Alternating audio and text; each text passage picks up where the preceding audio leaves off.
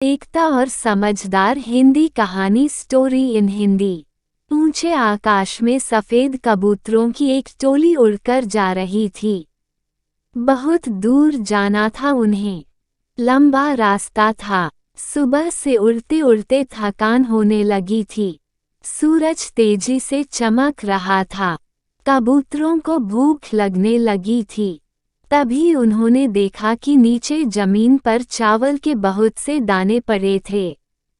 कबूतरों ने एक दूसरे से कहा, चलो भाई, थोड़ी देर रुककर कुछ खा लिया जाए, फिर आगे जाएंगे। एक बुजुर्ग कबूतर ने चारों ओर देखा। वहां दूर दूर तक कोई घर या मनुष्य दिखाई नहीं दे रहा था। फिर चावल के ये दाने यहाँ कहाँ से आए? बुजुर्ग कबूतर ने बाकी कबूतरों को समझाया, मुझे लगता है कि यहाँ कुछ गड़बड़ है। तुम लोग नीचे मत उतरो। लेकिन किसी ने भी उसकी बात नहीं सुनी।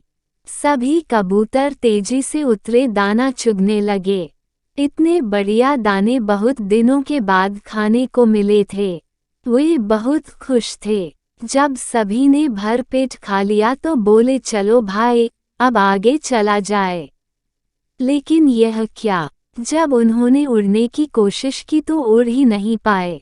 दोनों के साथ साथ वहां एक चिड़ीमार का जाल भी था, जिसमें उनके पांव फंस गए थे।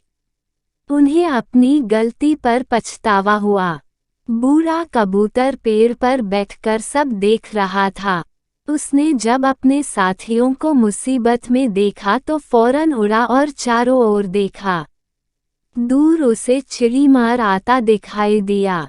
वह फौरन लौटा और अपने साथियों को बताया। सब वहां से निकलने का उपाय सोचने लगे।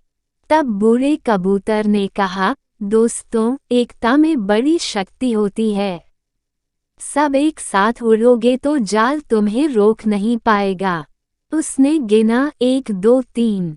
उड़ो। सारे कबूतरों ने एक साथ जोर लगाया और जाल उनके साथ उठने लगा। जब तक चिड़ीमार वहां पहुंचा, तब तक जाल काफी ऊपर उठ चुका था। वह देखता ही रह गया और कबूतर जाल लेकर उड़ गए। बूढ़ा कबूतर सबसे आगे उड़ रहा था। काफी देर उड़ने के बाद वे नीचे उतरे। वहां कबूतरों के दोस्त चूहे रहते थे। चूहों ने अपने तेज दांतों से जाल काट दिया। इस तरह बूढ़े कबूतर की समझदारी और साथ मिलकर काम करने से सभी कबूतर बच गए।